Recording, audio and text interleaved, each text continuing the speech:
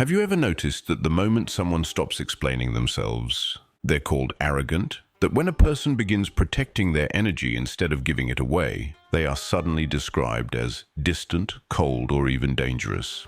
We live in a world where true strength, quiet, unapologetic, emotionally sovereign strength, makes people uncomfortable.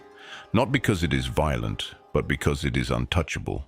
Because it doesn't flatter, doesn't justify, doesn't beg to be liked. The strongest people rarely appear as heroes when they first arrive. They walk into rooms like storms, not because they want to destroy, but because their silence shakes the illusions others are still trying to hold together. This video is not about becoming cruel or detached. It is about understanding why society fears those who no longer need its approval. It is about exposing the unconscious narrative that casts empowered individuals as threats. Psychologists like Rollo May and Carl Jung warned us long ago, when someone refuses to play a role, they disrupt the collective story. And the collective will do anything to push them back into a mask.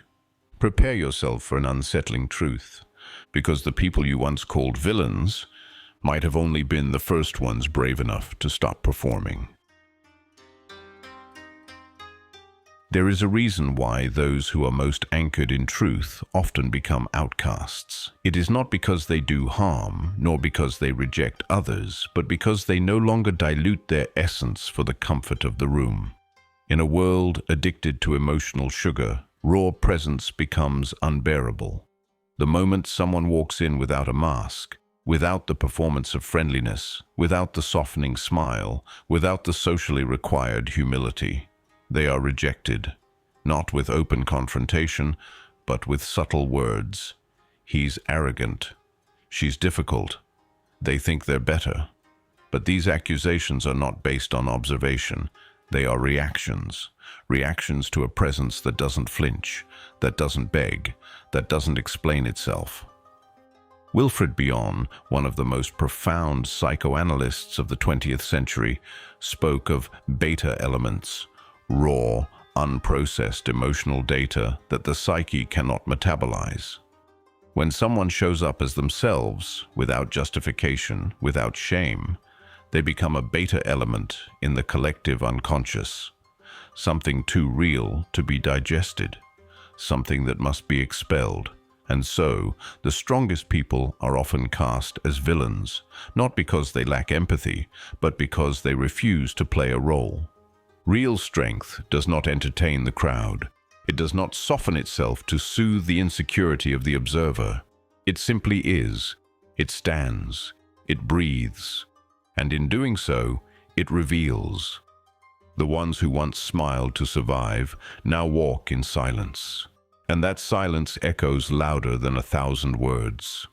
People begin to tremble, not because they are being attacked, but because they are no longer being appeased. The person who once carried everyone's burdens stops responding, stops performing, and suddenly becomes intimidating. The psyche of the average observer cannot process sovereignty. As Bion described, when we encounter something too raw to integrate, the mind regresses. It does not try to understand, it expels, projects, attacks. It assigns meaning that protects the ego. She's heartless. He's dangerous. But what if the truth is the opposite?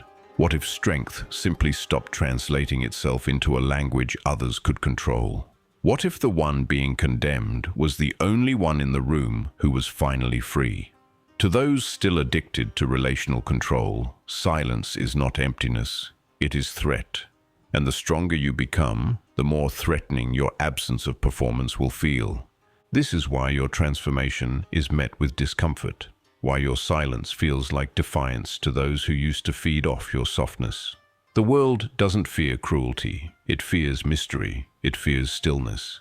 It fears someone who no longer explains themselves, because that person cannot be shaped, cannot be moved, cannot be used. Bion reminds us that transformation comes from containing, not discharging, the unbearable. And the strongest people do exactly that. They hold. They endure, they metabolize the pain within them and refuse to pass it on to others. But the world, not ready to do the same, calls this strength distance. It sees regulation and calls it detachment. It sees boundaries and calls them ego. But this is not truth. It is projection. You are no longer readable. And unreadable people terrify those who built their safety on emotional access. They cannot place you. They cannot own you. So they rename you. Villain, ice, shadow. When in fact, you are the only one who finally stepped into the light. You did not abandon them.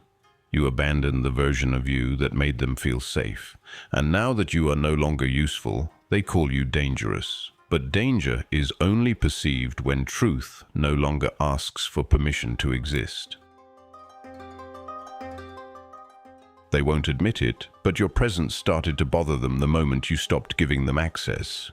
The moment your gaze no longer searched for belonging, the moment your voice stopped softening for their comfort. You became unreadable, and unreadable people terrify the emotionally dependent. They need signals, smiles, hesitation, explanations to feel in control. When you no longer offer that, they panic, not out of malice, but out of structure collapse, because the role you once played in their psyche has disappeared. Melanie Klein called this projective identification, when a person unconsciously disowns parts of themselves, guilt, fear, insecurity, and deposits them into someone else. That someone becomes a symbolic object, not a person, a screen onto which they cast their pain. But when that screen stops absorbing, when that symbolic object reclaims its autonomy, they don't celebrate your healing, they feel abandoned. And abandonment, in the psyche of the dependent, does not register as loss. It registers as betrayal. You didn't hurt them. You stopped allowing your identity to be shaped by their dysfunction. And for that, you become the villain. That's why strength so often looks like cruelty to those who are used to extracting softness from others. Not because strength is violent, but because it is no longer available for consumption. You're no longer translating yourself into their emotional language, no longer decorating your silence with politeness. And that silence, once comforting, becomes threatening. The stronger you become, the less you explain. The less you explain, the more they project. Klein explained that when an individual can no longer manage their inner chaos, they split the world. Safe versus unsafe, good versus evil. And you, who once soothed their insecurities, now become the embodiment of rejection. Not for anything you've done, but for no longer carrying what they refuse to hold. They begin to label your distance as malice, your boundaries as attack. In reality, they're experiencing persecutory anxiety, an internal storm caused by their projections returning to them. The pain was always theirs. They just never wanted to carry it alone. And now that you won't carry it either, the illusion collapses. And in that collapse, they do what the psyche does best when frightened. They rename the threat. They call you selfish, unkind, too much. But what they truly mean is, you've become too whole for me to use. This is the moment where the narrative turns, where your freedom is recast as danger. You are not hated for what you did. You are hated for what you stopped doing, over-functioning, absorbing blame, softening truth.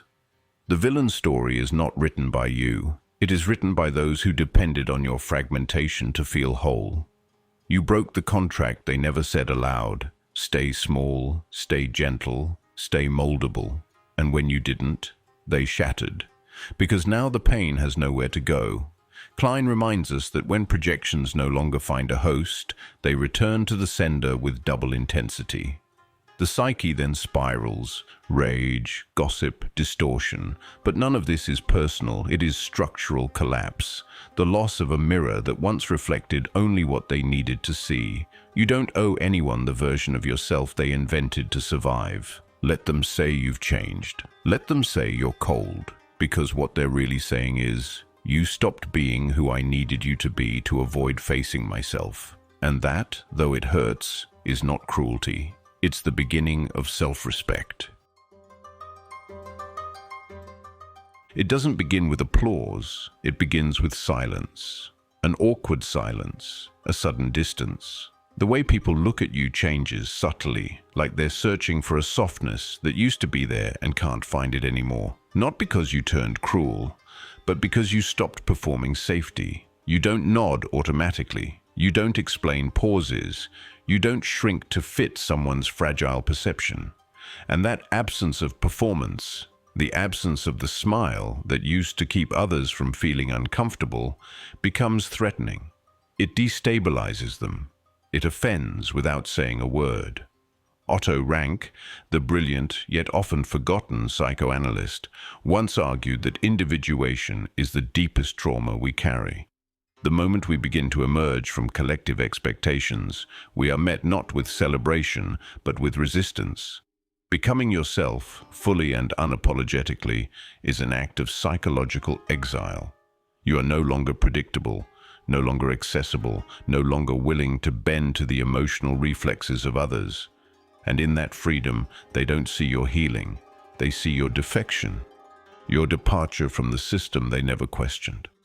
People do not punish you for being unkind. They punish you for becoming untouchable. When you no longer bleed for their comfort, no longer soften your voice to make your strength digestible, they lose their mirror, the one that made them feel safe, powerful, central. Now, they can no longer read you, and unreadable people are terrifying to those who built their identity on access.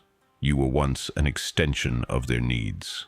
Now, you've returned to yourself, and that return is seen as betrayal. Otto Rank described individuation as a kind of rebirth, violent, painful, necessary. Not the symbolic, idealized growth most people imagine, but a rupture. A severing from the emotional contracts no one ever spoke aloud but always expected you to obey. You were supposed to remain the soft one, the one who forgives quickly, the one who answers immediately, the one who never says no. But when you finally did, they rewrote your entire identity, not based on who you are now, but based on what you no longer give. Distance becomes selfishness, quiet becomes threat. Clarity becomes cruelty. And yet, all you're doing is standing in a space that no longer requires approval to feel valid. That alone is enough to shatter everything they believed about you and about themselves. Because your transformation does more than change your posture. It exposes the hollowness of the roles they still cling to.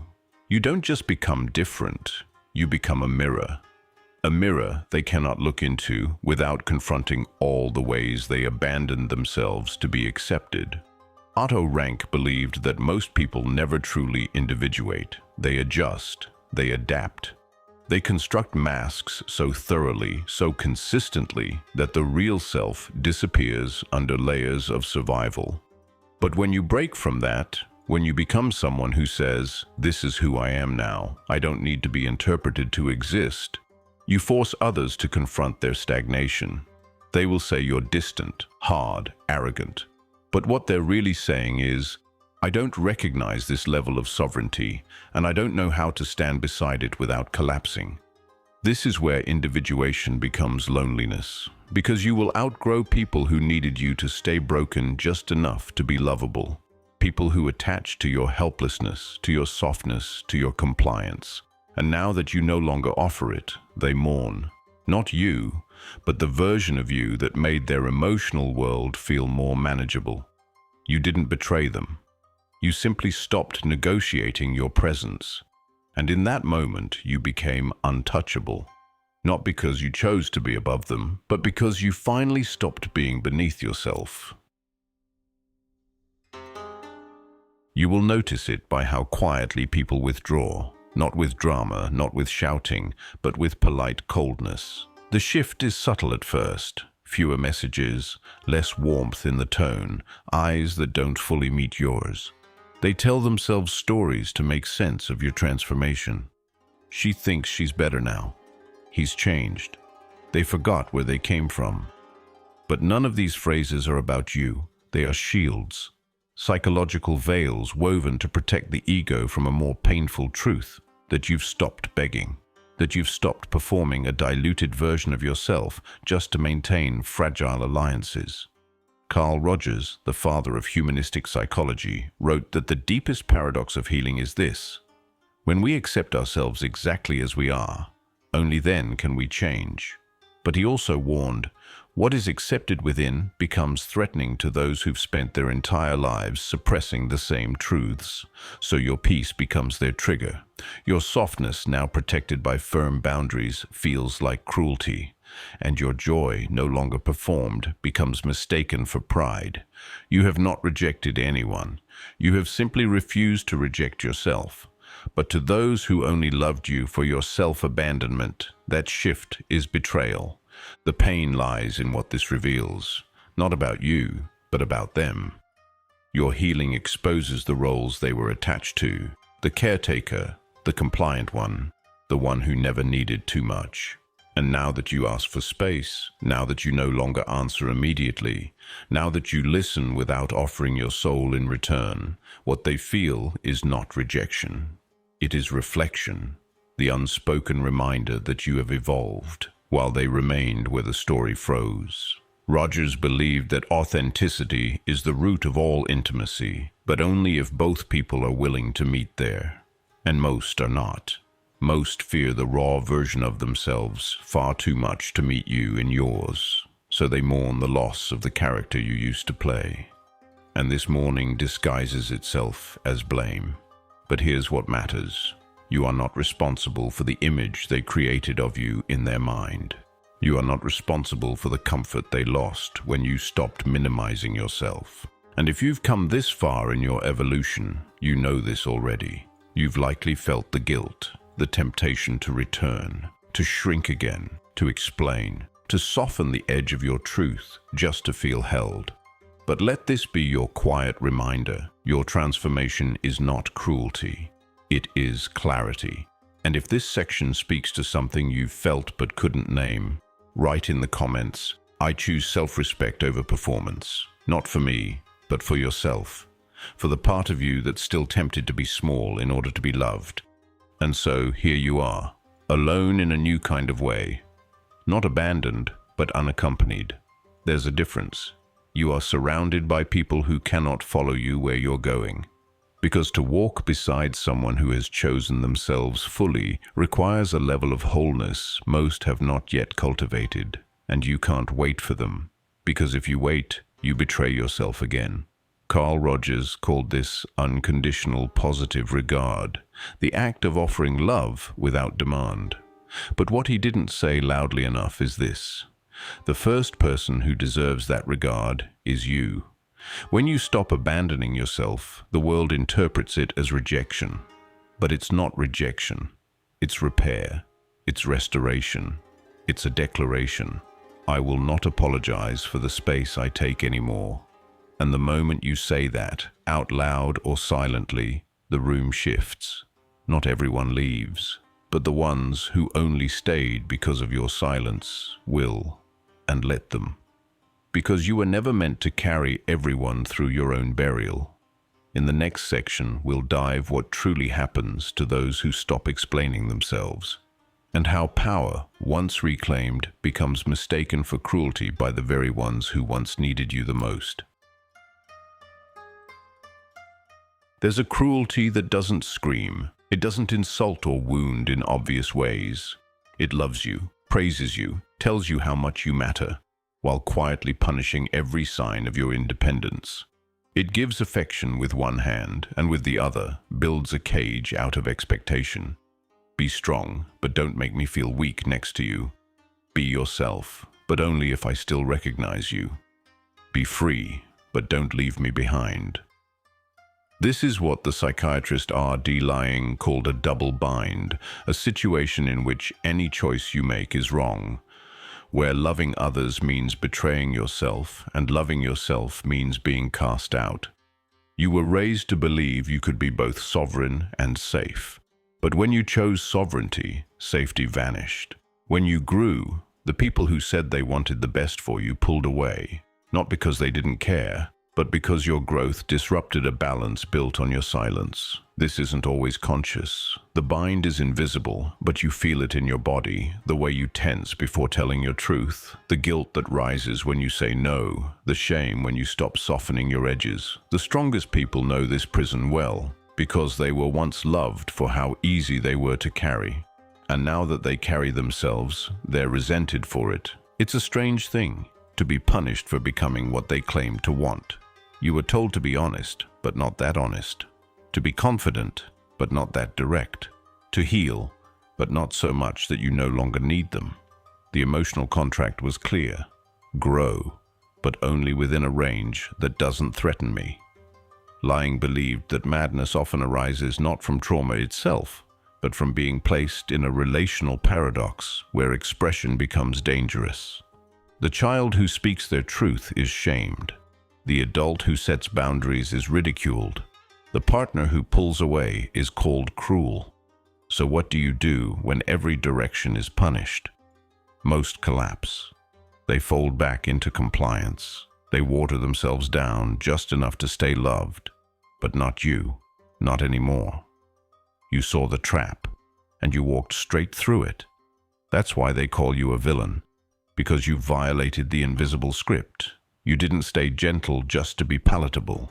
You didn't explain your evolution just to be forgiven. You chose wholeness over acceptance. And that's the one thing the bind cannot survive. Because now, no matter how they twist the story, you're no longer inside it. You've left the play entirely, and they are left speaking to your shadow, blaming it for their discomfort. You may still feel the sting of their distance. That part doesn't vanish with awareness. Even knowing the trap, even understanding the mechanics of projection and guilt, it still aches when the ones you loved most rewrite you as the antagonist. But lying teaches us something radical. The only way out of the double bind is meta-awareness. Seeing the system for what it is, naming it, refusing to participate. You no longer seek to win their understanding because you now understand yourself. And from that place, freedom begins. It is quiet at first, uncelebrated. You will grieve people who only loved the version of you that stayed small. You will miss the closeness, even if it was conditional. But eventually, something stronger replaces the ache. A stillness, a knowing. You are no longer split between loyalty and self-respect. You are no longer trying to make your strength look like humility just to keep fragile love alive. They may call you cold, but what they mean is, I no longer know how to shape you into what I needed. And that is not villainy, that is victory. In the next section, we'll explore what happens when the accusations stop hurting, and how becoming the villain becomes your path to inner leadership. Eventually, the accusations lose their weight. The labels, once sharp like knives, begin to sound like echoes from another world. You've been called selfish, distant, heartless, dangerous, but the words no longer sting. They slide past you, not because you've grown numb, but because you've returned to something more solid than image, the self beneath identity. Heinz Kohut, pioneer of self-psychology, called this the core self, a structure that does not seek validation, but coherence. It doesn't need to be seen to exist, it simply is. Most people never reach this place. They live in the reflected gaze of others, constantly adjusting their shape to fit what love demands. But when you finally step into the untouchable space of your inner truth, something changes. You stop explaining, you stop defending, you stop trying to be seen as good. And in that refusal to decorate your strength, you become something society cannot digest, the villain. But here's the paradox. The villain is simply the one who no longer bleeds for others to feel safe. You've stopped performing wounds you no longer carry. You've stopped opening yourself to be interpreted, molded, repaired. And now that you're whole, they can't access you. Not because you've shut down, but because you've stabilized. You've become what Kohut described as self-cohesive, someone whose emotional structure no longer collapses under disapproval. This doesn't mean you're rigid. It means you've internalized your own reflection. You no longer need others to mirror your worth. You can see it without applause, feel it without touch. And this, to the externalized world, is terrifying, because it cannot manipulate what it cannot mirror. So they call you names. Not because you are cruel, but because you no longer respond to their confusion with softness. You no longer absorb their shame and call it empathy. You no longer make yourself readable just to be acceptable. And this kind of presence, anchored, sovereign, unflinching, disrupts the emotional economy. It breaks the cycle of mutual reinforcement where everyone agrees to remain slightly broken to be loved. But you've left that marketplace. You've exited the contract. And now your stillness is labeled arrogance. Your silence is interpreted as judgment. Your absence becomes a wound in them, not because you took something, but because you stopped giving what you never owed in the first place. The villain is born not from harm, but from the courage to stop pretending, to stop folding, to stop apologizing for becoming whole. This is where something sacred begins, not loud, not glorious, but true. The strongest people walk this path not because they want to be feared, but because they've outgrown the need to be managed. Their power is not in how they dominate, but in what they no longer need. They don't seek retribution. They don't demand understanding. They exist cleanly, painfully, and clearly, outside the projections. Kohut believed that healing isn't about eliminating wounds, but restoring the architecture of the self. And you've done that, piece by piece, boundary by boundary, truth by truth. Until the reflection staring back at you was no longer fractured. You are not cold, you are consistent, you are not heartless, you are self-possessed. And if the world calls that dangerous, let them, because now you are no longer shaped by reaction. You are moved by intention, still, alert, anchored. They may never understand how much pain it took to arrive here, how many selves you had to bury just to become one, but you know, and that knowing is enough. In the next section, we'll dive what it means to lead from this place, not through domination or pride, but through quiet sovereignty that no longer explains itself to survive. There comes a moment where you no longer feel the need to explain your silence. You don't clarify your intentions. You don't soften your voice to seem less certain. You don't apologize for saying no, or for not answering, or for choosing peace over people. You don't seek harmony. You embody it. Not the external kind, but the kind that no longer breaks itself to avoid judgment. Erich Fromm, the philosopher psychoanalyst, spoke of this threshold as the passage between two kinds of freedom. Freedom from is what most people chase, the escape from pain, from control, from expectation. But freedom too is rarer. It is the power to live from within, to act without fear, to speak without needing consensus. You have crossed into that second freedom, and in doing so, you've become unclassifiable. You are no longer reactive, no longer seeking to be the good one, no longer moved by guilt disguised as duty, and that is why they fear you. Because you're not a version of yourself anymore. You are the whole. You are not playing their game. You don't wait for cues. You don't flinch when misunderstood. You let people go without chasing. Let narratives twist without correcting them. Let love change form without calling it failure. Because now you see what they cannot. That the villain they feared was never a threat. It was simply someone who no longer needed saving, someone who chose alignment over attachment. Fromm believed that most people unconsciously fear true freedom, not because they don't want it, but because they don't know who they are without their roles. They cling to systems that define them. They protect illusions that pacify them. But you, who walked away from the need to be defined, have become unmanageable. You don't negotiate your value. You don't dilute your presence. And so they call you intimidating, detached, too much. But those words aren't about you. They're about the distance between who you are and who they're still afraid to become.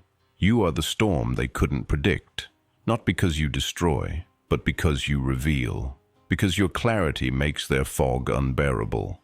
Because your strength makes their compromise impossible to ignore. And still, you remain, still, anchored, aware. You are no longer part of the noise, no longer trying to be heard, no longer fighting to be seen. You are not the villain. You are the one who walked away before it broke you, who chose truth over performance, who let the world misunderstand, just to be at peace with yourself. And that, perhaps, is the most radical form of power, to be unloved by many and still love yourself fully. Erich Fromm wrote that the greatest task of the individual is not to escape others, but to stand fully present, even when alone. You have done that. You have watched the narrative collapse. You have stood in the ruins of old identities. And you have not begged to rebuild what you've outgrown. You are no longer a character in someone else's story. You are the author. And from this place, you don't ask to be softened. You ask to be respected or left alone. Either is peace, either is home. You are no longer a character in someone else's story. You are the author. And from this place, you don't ask to be softened. You ask to be respected or left alone. Either is peace, either is home. But if you've made it here, you already know this isn't the end. Because even now, somewhere inside you, a voice still wants to explain itself, to be understood, to be seen as good. In the next chapter, we'll burn that voice, and we'll reveal why. Every time you explain yourself, you get smaller, and the world likes you that way.